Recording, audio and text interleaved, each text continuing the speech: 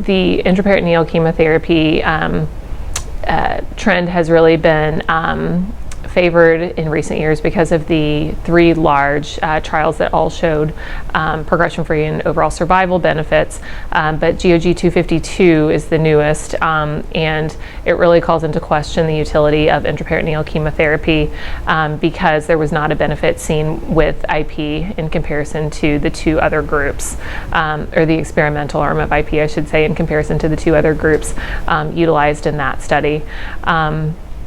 The manuscript of 252 was recently published and also showed similar overall survival between the groups, and had similar progression-free and overall survival in the no gross residual patients in comparison to the pooled analysis of the previously published GOG-114 and 172.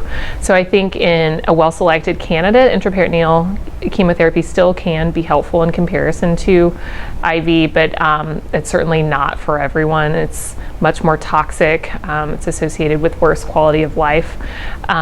So I think patients with no gross residual disease, particularly those that may have somatic mutations with BRCA, which have been shown to benefit more substantially with IP than IV chemotherapy, are those for whom you should consider IP. But for others, IV seems to be preferable based on the survival data that we have and the toxicities.